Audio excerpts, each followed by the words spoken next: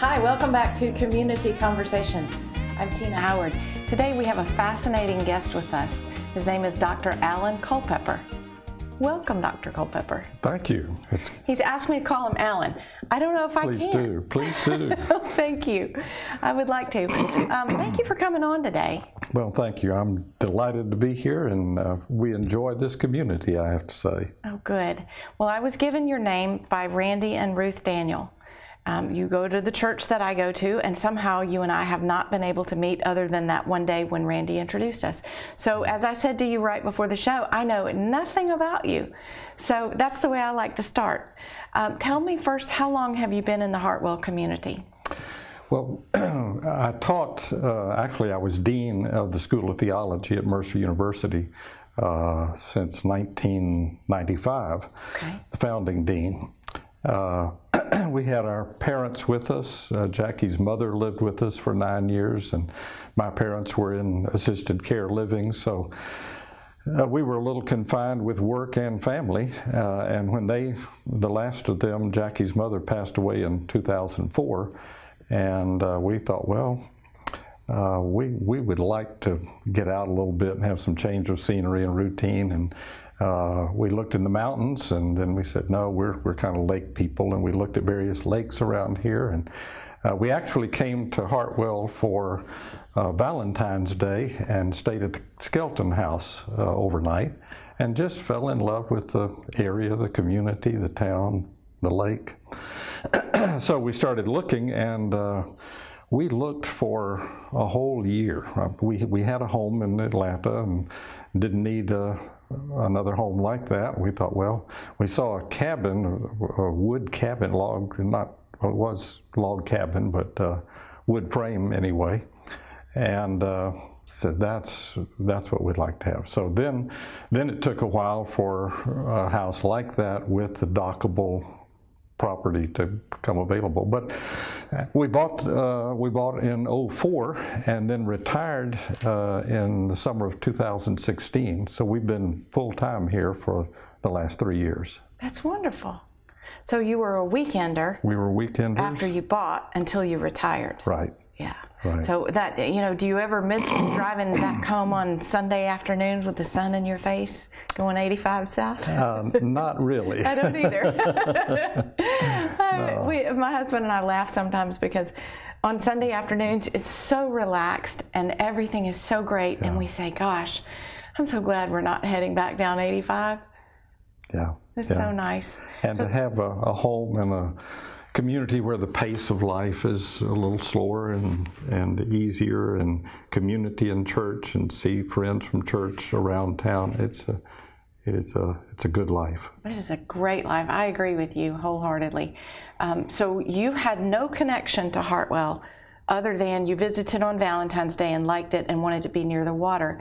So does that mean that you grew up in Atlanta, or did you and Jackie grow up someplace else? Well, there are several stories there. Okay. That hooks a lot. I was a missionary kid. Okay, so your parents were missionaries. My parents were Baptist missionaries, and they started out to be missionaries to China. That was sort of the thing in the early part of the 20th century. Wait, I'm trying to think through this. China in the 50s? 30s. 30s? 30s, yeah. Oh my gosh, what would that be like? So they finished their education at the Baptist Seminary in Louisville, Kentucky, married, 1939. 1940, they sailed under the Golden Gate Bridge a few months after it was finished, I think. Wow. By way of Hawaii and Japan on to Tientsin, I think, and up to what was Peking, China at that time. Wow. To study Mandarin Chinese with a plan to go into the interior of China and work at a school there. And so they were learning Chinese. Chinese in Peking in 1940. Oh my gosh. When that part of China was controlled by Japan. Right. And so the Baptist Mission Board was looking at this, and there was a little group of students there, and they felt like they would be safer in the American territories of the Philippines. So spring 1941, they moved them to the Philippine Islands, to Baguio, up in the north part. Okay. They were studying for their final exam in Chinese when Pearl Harbor was bombed. Oh my gosh. And we're told there was no chance of travel across the Pacific, no communication, just stay put. And a couple of days after Christmas, the Japanese army landed, rounded up the foreign citizens in the there Philippines? in the Philippines. Mm-hmm. And there were about 500 people from various countries, business people, miners, diplomats, missionaries of various denominations. And they at first separated them, the men, the women, children. I mean, that was a terrifying time because they didn't know what would happen after that. But took them, and they spent the whole duration of the war until MacArthur came back through in the beginning of February, end of January of 1945, 3 years later, as prisoners of the Japanese. And stories there, amazing, really. But they were. So they were cut off from their families, I imagine? They were completely cut off. They could write letters and sent probably 4 or 5 letters over the course of that time, and received a few through the Red Cross and Red Cross. Imagine their families were in a panic. Yeah. It's hard enough knowing your son and daughter are sailing out under the Golden Gate bound for China. Right. But then when they rehoused them in the Philippines and then Pearl Harbor happens. Pearl Harbor, right. Now the Japanese land on the Philippines and separate everybody. Yeah. They organized the camp like a little town or a community. They elected a central committee or council. They had a chair who dealt with the commandant, and they had their duties. They all worked about a half a day. Dad had just won the Arkansas State weightlifting title. He was, I guess, 165 pounds. He wasn't a big man. Wow. But he worked on the logging crew half a day. He didn't expect he went to grad school for that, did he? And the other half a day, he read his Greek New Testament. So, but, they had time just to kill. Wow. And Mother taught school. I years later ran into one of her students down in Florida. She measured baby formula. She knitted sweaters and scarves and so forth. And they had their friends and their little town. They were separated, your mom and dad? For part of the time they were separated, okay. and at the most strictest time, they could only see each other an hour a week on a tennis court and walk around the tennis court without touching each other. Oh my goodness. But all eyes were on them and everybody else. That's but incredible. That relaxed over time, and but there was a men's barracks and a women's barracks. Mm-hmm. Wow. Yeah. That's fascinating. And then did they stay in the Philippines for the duration of the war? They did, but they were 2 different camps in Baguio, Camp John Hay, and the name of the other one slipped me at the moment.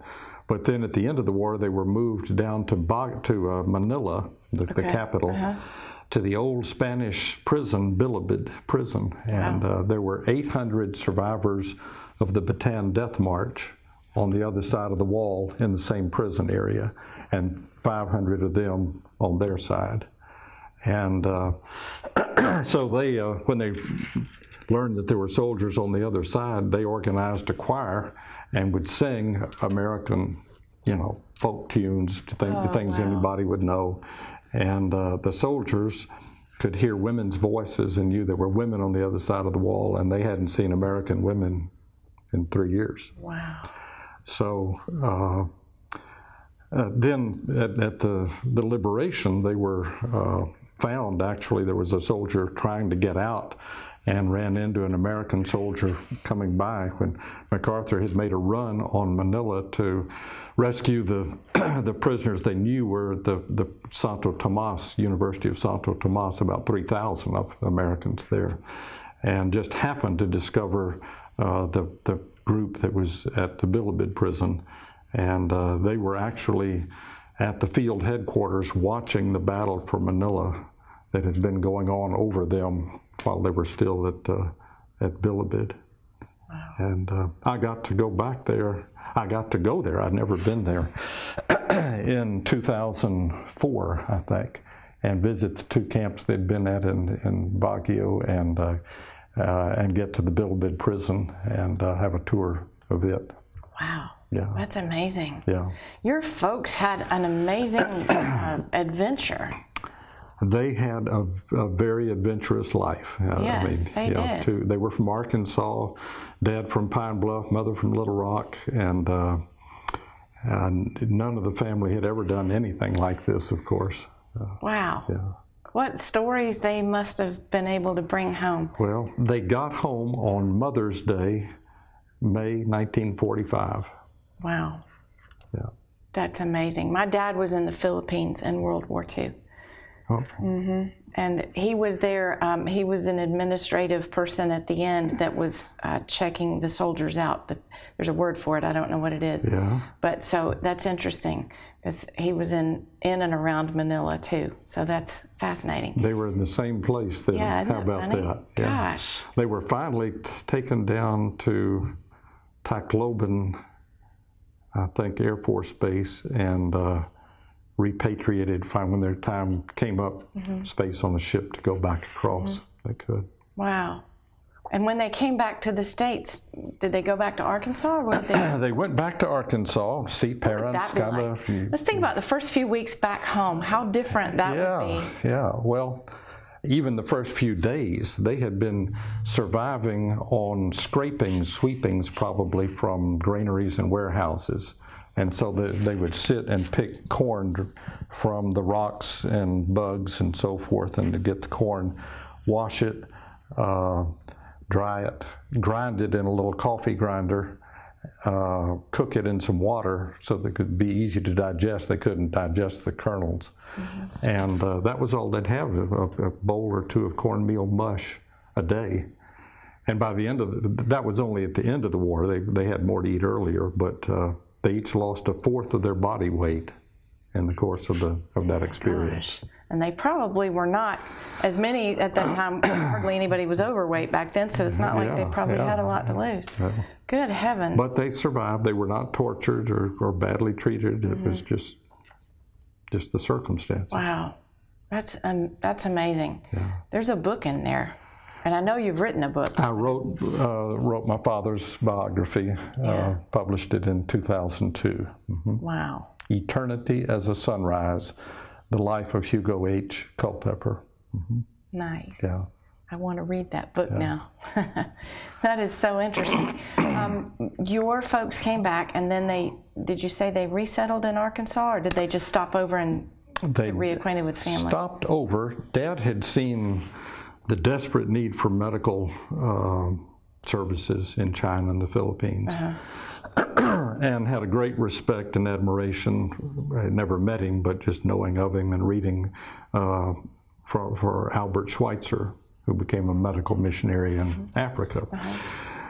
So he started into medical school at the University of Arkansas in Conway. By the way, he had earlier started in at Annapolis to be a naval officer and felt a call to the ministry and turned in a different direction. Now he started in to be a medical doctor and missionary. But in the course of the first year, he realized that medicine was so demanding that it would take him away from his theological studies and mission work in that sense. Understandable. My grandparents had given him a microscope to use in his medical studies, and so when he decided he wouldn't pursue a medical career also, he called Bill Wallace, who was a Baptist missionary in China, who was on furlough in the United States. They met in Little Rock, had dinner, and Dad gave his microscope to Bill Wallace, who took it with him when he went back to Wuchao, China, and I have in my files a receipt for one microscope from the hospital in Wuchao, China. Wow, fantastic. And unfortunately, Wallace was later killed by the communists in 1950, 51. Oh, a shame. But that microscope's probably still over there. Probably still being used. Probably still being used. Wow. Yeah. That's fantastic. And I was born then, March of 46. Okay. So they got back home and started raising a family. Were their parents educated people that were widely traveled, or what were the grandparents like? On my father's side, my great-grandfather had been a night watchman at a lumber yard in Pine Bluff and was killed one night. Oh, goodness. And so my grandfather dropped out of school in, I think, 8th grade, and had to work to help support the family. Put himself GED through high school, later worked with the IRS office for the state of Arkansas. Okay. And my mother's father was an attorney with an oil company. Wow. Yeah. That's interesting. So they wanted, Dad in particular, wanted to go back to China, but it was closed to Protestant mission work then. And a friend of theirs from their seminary training said, had been an international student from Santiago, Chile, and said, come to Chile, we need your help here. So they decided to go to South America and told the mission board, this time, we've been under appointment for 5 years and we don't want to do language school. Just let us go straight to Santiago and we'll get some language study there and learn the language on the field. Yeah, they were ready to get they were to ready roll up their sleeves. Yeah, to do. Now, had you come along at this point? I was 9 months old at that point. Oh, my goodness. And we sailed through the Panama Canal and down the west side of South America, and they were afraid I would run around on the deck and go overboard. So they had me in a little dog harness with a leash. Yeah. That's funny. And then my younger brother, 2 years younger, was born in Santiago. Okay. We lived there for 4.5 years. So you were pretty young. Do you have any memories of there? Just sketchy, as we would for the first 4 or 5 years of life. Yeah. Do you remember what your lifestyle was like there? Were you a lot of times outdoors, or were you mostly indoors, or what do you remember? I remember indoors, and then I've seen pictures, of course, so that sort of fills in memories. But the seminary there, the students, the special events where they'd go to a park or something and cook out, mission meetings in South Chile. There were these courses right on right at the Andes Mountains. I mean, from Santiago, the mountains are right there, and you go up, and they would go on outings in the mountains. And we had a maid, everyone there did, and that's about all I remember from those. Yeah. And so you and your brother were probably 4 or 5 and 2 or 3 when they left Santiago, and then where did they go from there? Came back to the States for a year, and then were asked really to move to the new International Baptist Seminary in Buenos Aires, Argentina. Oh, goodness. So I had finished about half or 2/3 of first grade here in Louisville, Kentucky. And the seasons are reversed, so we're going into summer, they're going into winter right now. And so that changes the school year also. So we went March or so of 53 to Buenos Aires, lived at the seminary in one of the dormitories there for a while, and Mother taught me 3rd grade at home, or Really? 2nd grade at home, all of 2nd grade. Yeah. You were homeschooled before. Homeschooled for a year, Calvert course, and I'm left-handed and she's right-handed, and I never have learned to write well, I guess, but it's not her fault. And then they had an American community school. There were, I think, 7 million people in Buenos Aires at that time, and a number of English, British, and American, Canadian business people, industrialists, military people, missionaries. But they wanted schooling in English for their children, and the government said, had just passed a law that every child in the country had to go through 6 years of public education to raise the literacy level. Sure. So they compromised, and we had Argentine teachers and instruction every morning, and British or American teachers after lunch every afternoon. And we'd study English and Spanish and history and math in both languages. Fabulous. And the playground was completely bilingual because we both, we all worked in both languages, and children pick up the language fairly quickly. So you used whatever word or phrase in either language said what you wanted to say. That's funny. Yeah. You probably had your own kind of dialect between the kids. I haven't used it much in 50 years, but I did have a chance to go back and teach a short course at the seminary in Santiago in 2010. And it was coming back. It's amazing. It's something that's there from childhood, and when you need it, I mean, wasn't fluent. The students were having to work at least as hard or harder than I was, but we communicated in Spanish. Interesting. Yeah. Wow. And I guess your little brother was bilingual at that point. He was bilingual at that point. He learned it faster, but he also, I think, forgot more of it. Okay. Okay. Yeah. Interesting. But then we were 5 years in Argentina with 2 or 3 main sort of crises or events there.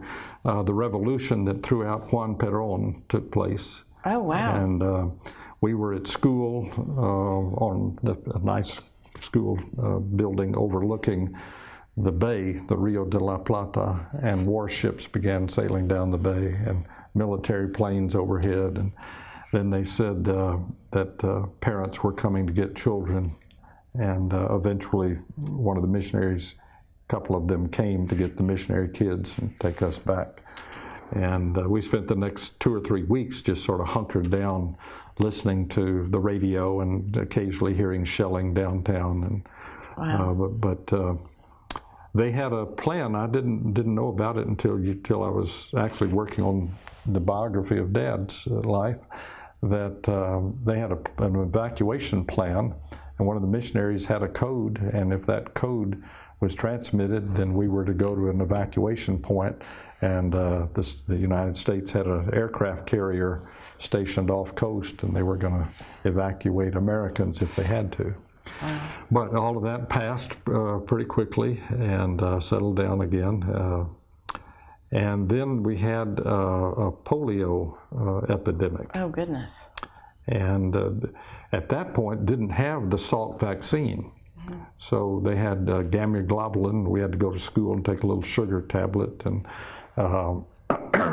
then the Salk vaccine was developed, and some supplies reached Buenos Aires, and so we went back to school then and got some of the first of the Salk vaccines for prevention. So you were at home during the epidemic so that it wouldn't spread. I guess they kept you out of school. They did, for a short time anyway. Yeah. Wow. Yeah. Wow, interesting.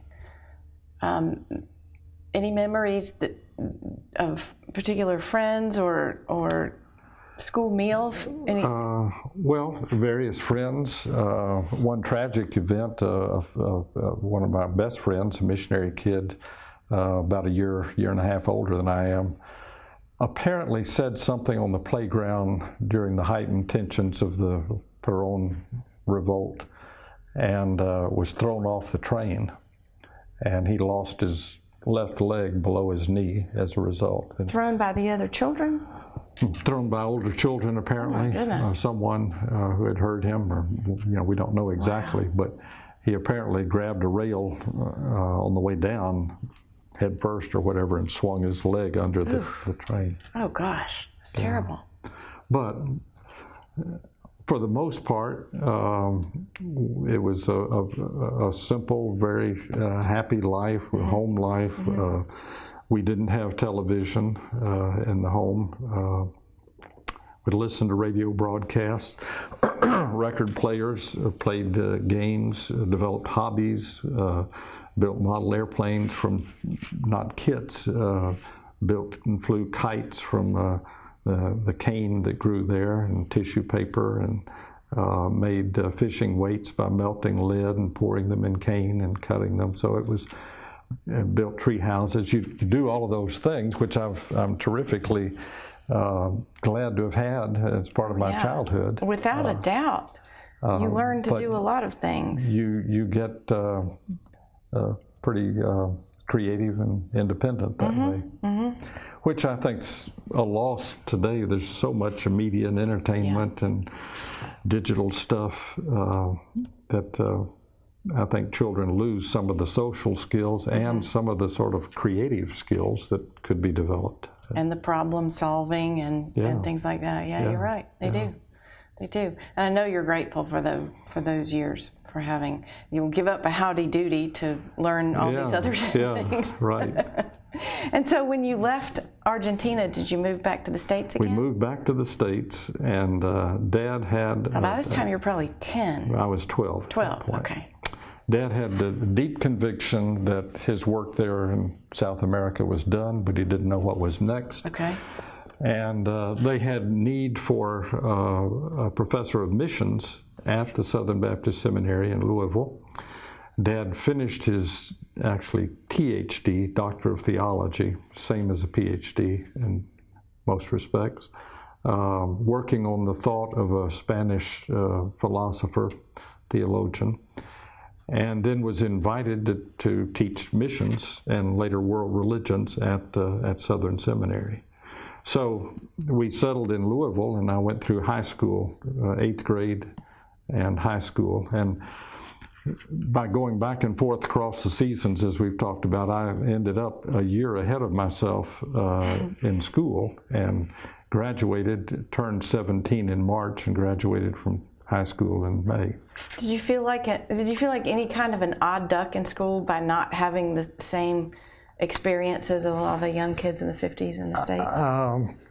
Not too much. I think, if we had gone back and I had gone through high school or some form of it and then come back, certainly that would have been more of a social adjustment. But coming back in the 8th grade, it wasn't too hard to kind of get to. Because you really came of age in the States instead of coming back. Right. Yeah, it makes more sense. That's good. What do you remember about high school? Were you a sports person? No, really it was church activities. We had a church that had a gymnasium, and we roller skated every Friday evening up in on the basketball courts, and retreats and activities and summer camps, and that was sort of my social group. Is it a big church? Pretty big church. It wasn't like our mega churches these days, but church attendance was thriving back in that time, and probably 1,500 people, something like that. Okay. Yeah. So there were quite a few kids. Quite a few kids, and we've stayed in touch. We were back in Louisville this spring, and it was kind of a reunion. We were there for other reasons, but got to see a number of church friends from high school days. Well, that's great. Is that where you met your wife? No, graduated in '63 and went to Baylor, and met Jackie at Baylor in that first year, freshman year, I think mid-year, something like that. My roommate had been going to a church, invited me to come with him. So I did, and spotted Jackie in the choir. So I joined the church. There were worse reasons, maybe better reasons, but there were worse reasons to join the church. Right. So I called her and was very awkward and shy, and wasn't sure of her name. I wasn't sure I had the right person, but we started dating, and off and on through college, and married in '67 after we graduated. And she was not at Baylor. She was at Baylor. She was at Baylor. She was also she was a student too. A freshman at that time, and we went through Baylor together. Okay, nice. Yeah. That's great. Good memories at Baylor? Good memories, good program, good balance of sort of wholesome atmosphere and academics, and I studied philosophy and religion already with a plan I had had the good fortune to have John Claypool, a really fine pastor and preacher, as my pastor in Louisville during high school days. And he went on to become an Episcopal priest, and he had given the Schaeffer lectures at Yale on preaching, and was one of the few Baptists to be invited to do that, and then later became Episcopalian. And really under his influence, I was drawn toward a vocation in ministry. So I went to Baylor to prepare at a Baptist university to go on in Baptist ministry. Sure. Your dad had some pretty big shoes. Yes, yes. Though at the time I was thinking, I would be a pastor. There were church renewal movements and some exciting things like that. And Dad had left Southern Seminary in 1965 at the invitation of the head of the Baptist Home Mission Board here in Atlanta to come and be director of missions. So when I got there as a student after we married, fall of '67, entered Southern, they were not there. And I went through the Master of Divinity program at Southern and was pastor of a small country church for 2 years doing that. But I was really turned on to New Testament studies and felt like that was going to be my ministry, the study and teaching of the New Testament rather than pastoral ministry. So Jackie taught school. I was a seminary student, and then we took her retirement money. I had been accepted to the PhD program at Duke, and we knew we were going to be moving from Kentucky to North Carolina, so she had 3 years of teacher retirement money. We took that and went to Germany for the summer of 1970 and bought a Volkswagen and traveled. We put 7,000 miles on the Volkswagen that summer, driving all over. She made curtains to go around the hinges and sun visors and door hangers and so forth. And we had a little So you stayed in the Volkswagen? Well, we stayed on a Bavarian farm up in what's kind of like Noah's Ark. The animals and the farm stuff were in 2/3 of it, and the family in 1/3, and then they had 3 floors, and they leased the top floor for students in the summer. So we were on the top floor of this. Was this purely a vacation, or were you studying during this? We were both studying German, and I was going to need to pass tests in German to do PhD work. So I was getting my German in the process, and we toured Europe, of course, every weekend. Yeah, because you could. And because we could, and had 1 sheet, 1 blanket or sleeping bag, 1 foam pad, 1 pillow, and we put it in the back and carried a cardboard box with juice and fruit and bread and so forth, and it had 2 meals that way, and 1 meal a day we'd go in and get a hot meal. But we were students. Fun. Yeah. Was it just? Do you remember that? It was great. Yeah. Things were. The dollar went a long ways. 3.4, 3.6 Deutschmark to the dollar. So it was very favorable. It was quite doable. Yeah. That's interesting. Anything stick out for you other than the Noah's Ark setting of the farm? Oh gosh, just seeing that the history and culture and art was so rich, so deep and layered there in Europe. That was new to us both, and then driving, and we sort of could use enough German to get by and kind of mix in on the weekends, and so it was a very enriching summer for us. I bet. Yeah. I bet. It sounds very carefree and fun compared to being nose to the grindstone at church. Yeah, it was and a good change in that respect also. And so then you went to Duke. Then went to Duke, fall of 1970. That's not easy there at Duke. Yeah, they were taking about 1 out of 10 applicants at that point for the PhD program. but a really fine faculty there. It was kind of, I mean, it's always been a fine faculty, but I think particularly strong in those years. And a tough program. They're very demanding, especially in the language area and reading and getting to know the primary texts and documents. I mean, it was draining trying to keep up. But I went through and 3.5 years finished my dissertation. We had our first child on the way by then. Jackie taught my dissertation, typed my dissertation on a typewriter, carbon She had to paper. sit farther and farther back from the keyboard. Yeah, while she was got bigger. carrying our daughter Erin. That's great. But I started at, it was interesting, the spring, I guess, I was writing my dissertation. There was an opening in what had been Atlanta Baptist College in Atlanta. Started in 1968. They had 600 acres on the edge of Atlanta. Wow. And sold about 300 acres, keeping the college afloat, and found that they were not going to be able to manage it, so they merged with Mercer University, and it became Mercer in Atlanta. Oh, okay. And they had an undergraduate program there for a number of years and needed a professor of religion. I drove down, interviewed with the dean and president, was invited to come and teach there, went back and had an invitation from Louisville, from the Baptist Seminary, because they had just had one of their young professors in New Testament decide to that he was really called to be a pastor rather than a professor. He was going the other way vocationally. Right.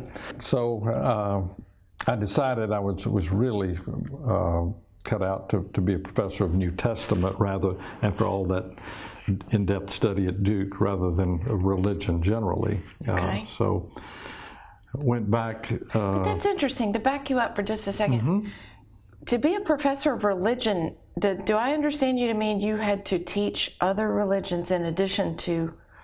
My father did that. He was professor of world religion. World religion. And Right. so when you were studying at Duke, you were preparing to teach Bible. Oh, okay. So Old and New Testament. Old and New Testament. Greek and But you Hebrew. really wanted to drill down on the New Testament. Right. That was where you felt that That's you right. needed to go. That's right. Okay. So the invitation. How is that different going from, just conceptually, I am the professor of a classroom versus I am the minister of a church? I know it's two very different vocations, but It's different, but to me it was all ministry, particularly involved in teaching future ministers. So I was teaching those who were called and planning to become pastors and missionaries and right. other areas of service. And that was where you felt drawn. That's where I really felt teach. my vocation. Maybe because of your high school experience with your minister there, or some of your Some of that, and I'm sure again Dad's influence. He had started out to go into New Testament and never finished that. He had started out to go into medicine and didn't end up going that way. I had one brother.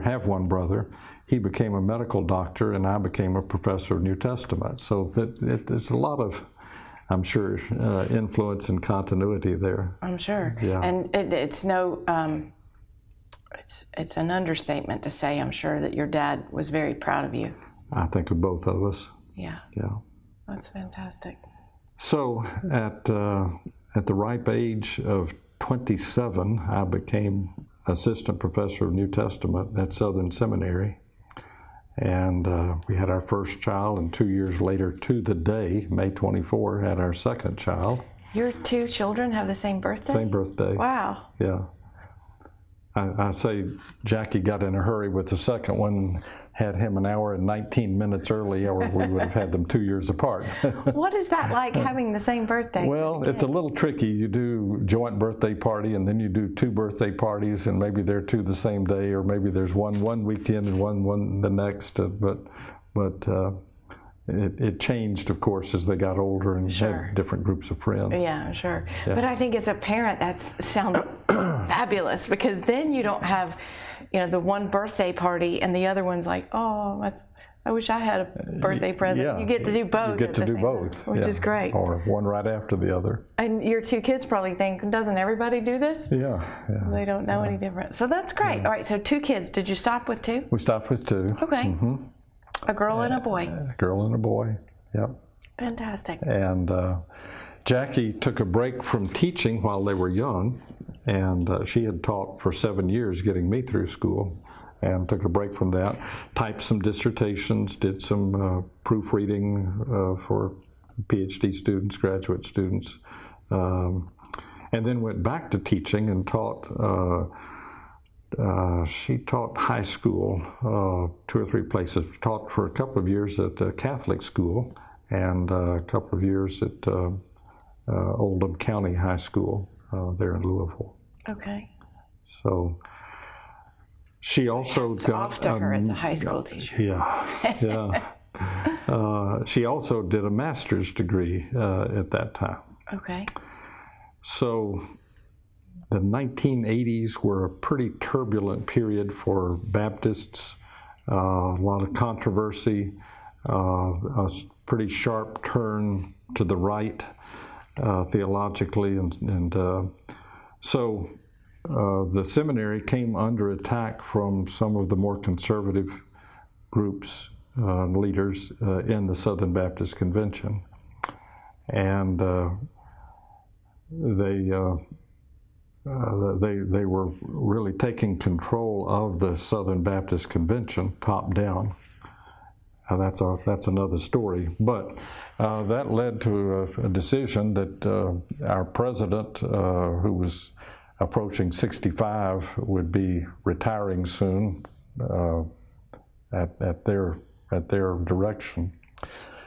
And we needed to move. We needed to find another place. So that was a wrenching decision because we had been so, as individually and as a family, so deeply involved there in Louisville. But the invitation came to go to Baylor, where we had met, and teach there, and for Jackie to teach in the education department, and for me to teach in the Department of Religion. So we made that change, took the kids were just, our daughter was coming up on being a senior in high school, so it was a shift for her especially. But we packed up and went to Texas. And Jackie's family, she had grown up in East Texas, and they were all in East Texas, and she had grown up in Houston.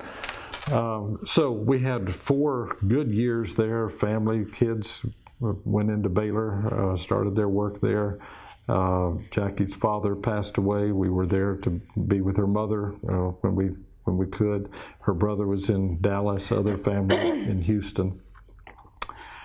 And then Kirby Godsey, president at Mercer, called and said, we're planning to start a school of theology. I want to talk to you. So he flew out to Austin, and I drove from Waco down to Austin, and we spent the day in the airport, in restaurants, in hotels, just sort of moving about where we didn't overstay our welcome in any one place, and but talking about just getting to know each other and talking about the plans for a school. It in some ways was not very timely. Jackie's mother, a widow there, both our kids in Baylor, Jackie's brother in Texas. My mother and father had moved to Texas because they were getting to the point they needed to be near us. But we visited over here and came to feel that we needed to make that move. So we packed up the family again, left our 2 children at Baylor, invited Jackie's mother to come live with us. She said she'd love to. So we sold 3 houses in one summer and fall. Our home, mother and dad's home, Jackie's mother's home. Packed up everybody, and it was sort of like, the Klan moving back east across the river. And found a assisted care living for Mother and Dad, and Jackie's mother moved with us, and so we started a new era for our family. And the president, Godsey, said, come and build a school. Start with a chalkboard and build a school. That's a big responsibility. And it's amazing freedom and challenge to think now we're not trying to copy anything or duplicate or recreate anything. We're trying to create the best that we can do and build for the future. Now what do we do? How do you do that? How do you, because you're familiar with Baylor, you're familiar with Southern. It's very hard to think into that kind of creative openness. Yeah.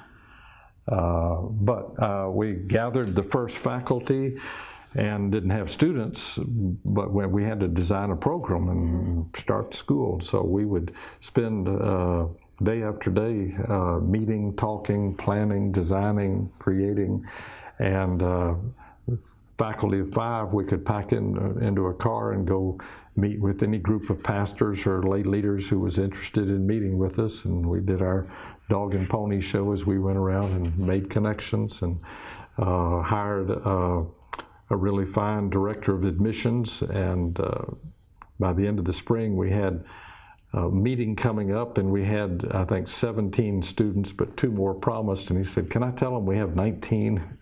And we ended up with 44 students in the first class. Wow. And started the program, and you have to graduate a class in order to apply for accreditation. We had accreditation through the university, but there's the Association of Theological Schools, and to get that level of accreditation, you have to have a class graduated.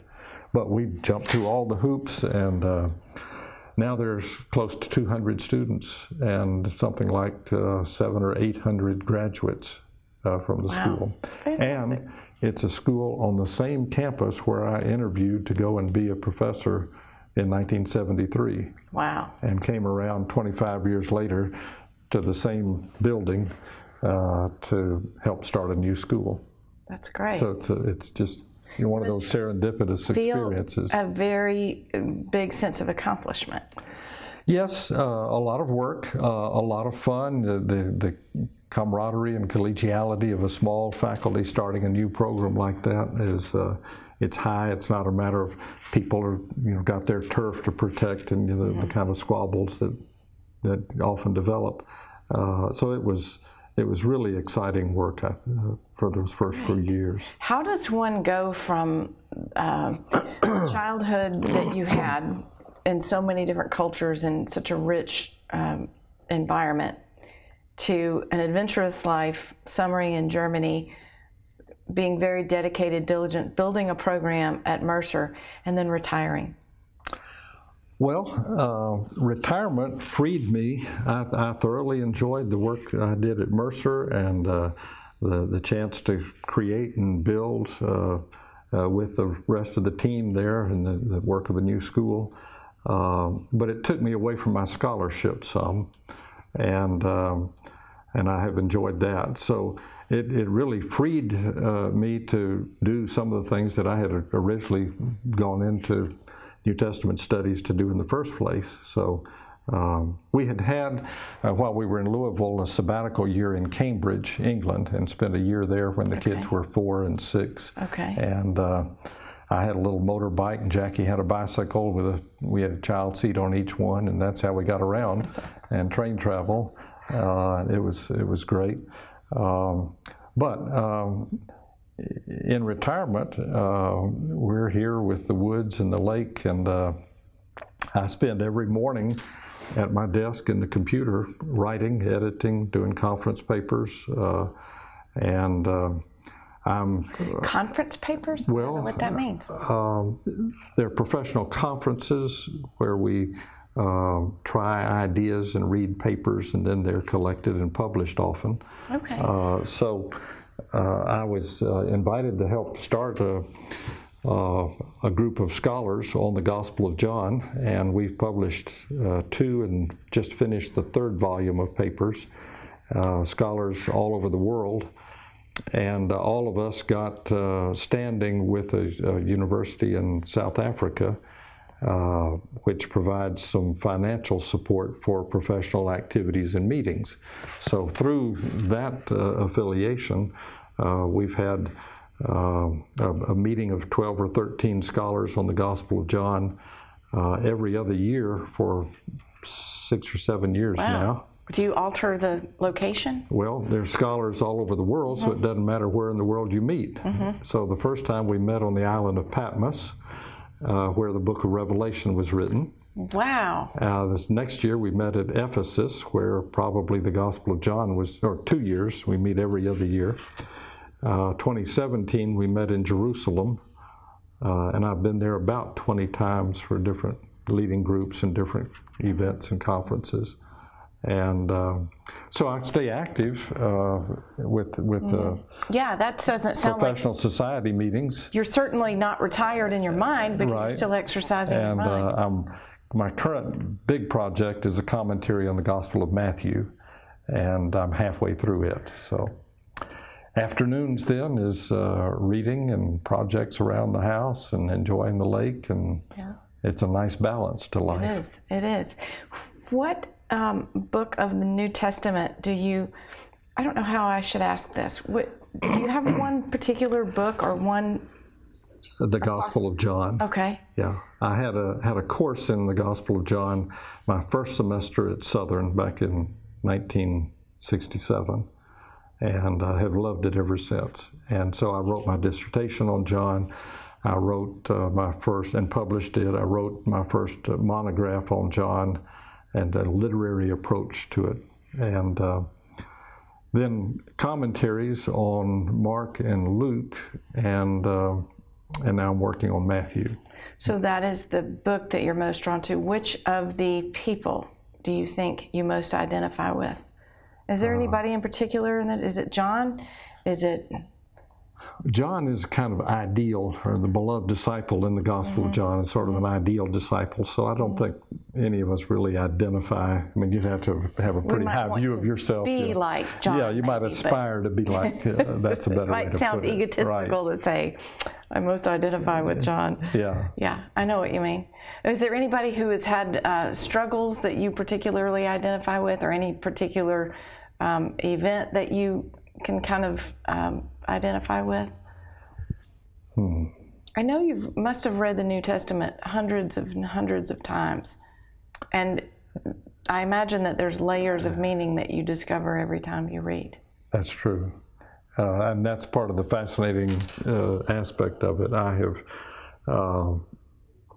well, from 67 until now is 50, a little over 50 years. I have been working professionally on the Gospel of John for 50 years. See, I don't feel so bad, because when I read, I sometimes think, gosh, I don't know what that means, and I just keep getting, so. And you always see something new. Yeah. And that's really amazing. After so much study of it, you still see new things. It does not get. It doesn't. It does not get repetitive. No, you never feel you got to the bottom of it. Yeah. Interesting. Interesting. Yeah. Do you think those fellas ever thought that we would still be peeling back the layers today? No, I don't. I think they may well have thought they were writing scripture, which is a little different matter. But when the Gospel of John starts in the beginning, it's clearly echoing Genesis. Right. And so I think especially John, but maybe Matthew also, felt like they were adding to the collection of inspired writings as they were writing. Wow. Yeah. Do you ever think that anything that you might publish might be read 50 years from now? Well, I hope. Yeah, 50 years, not 2,000. Yeah, maybe not. That might be a little. Yeah. But yeah. But with the libraries and digital stuff now, it's, only a few things really survive a 50-year period, but it's there for those who are doing research and history of studies, and it's accessible. So that was one of the adjustments we had, starting a new school and the library at Mercer in Atlanta. It's fine staff and great facility, but they were working in areas like business and pharmaceutical studies and education, and they wanted things that were current. And we were interested in things that were not 5 years old, 50 years old, 500 years old. Yeah. We wanted them accessible also. That's interesting. Yeah. Very interesting. Where do you think, where do you see yourself in a few years? Do you still think you'll be drilling down on John and publishing? Well, I hope so. I hope so. I'm halfway through the commentary on Luke, on Matthew. And Matthew is a big, 28 chapters, and I'm going verse by verse and word by word. Wow. I'm roughly halfway through, so I'm hoping if I push right along, maybe in 2 years I can have a rough draft of it. So yeah, so it will take you the next few years to that's right. polish that and make it right. That'll be my main project the next couple of years. Where and do you hope think to get you'll it go finished. after Matthew? Any idea? Well, then probably no more big projects. By then I'll be 75, and it's just not time to start anything that big. But continuing to write papers, go to conferences as I'm able, collect some publications or papers maybe. And continue to tour the Holy Land, lead tours? Possibly. Yeah. Any other world travel? Maybe another summer in a... Well, we're actually going to Germany in July for the Society of New Testament Studies meeting, and for this group that we helped organize. Maybe you and Jackie can take a Volkswagen and go. Well, that'd be fun. Wouldn't that be fun? Yeah. That is great. I don't know if we'd be agile enough to both fit in the back of the well, maybe you wouldn't have to back. camp out in it, but it would be fun to drive around and see some of the old places that you saw then. That's going to be fun. Yeah, we're looking forward to it. Well, that whole hour is gone. Can you believe it? No. I know, it went fast. Yeah. There's so much more, I think, that you could tell me. I could probably sit for another hour and hear more stories. Well, we'll have to talk some more. Yeah, we will. If you promise to come back on, we will do that. It's been fun. Thank you. I'd love to. Dr. Alan Culpepper, published author, dean, founding person at Mercer's Theology School. You, as your parents, have had quite a life. Well, thank you. Good for you. That's fascinating. I'm so glad that you're here in Hartwell with us. Well, we do love it here. Well, good. Yeah. Thank you so much. Thanks. And thanks, everybody. And we look forward to being together next week. Bye.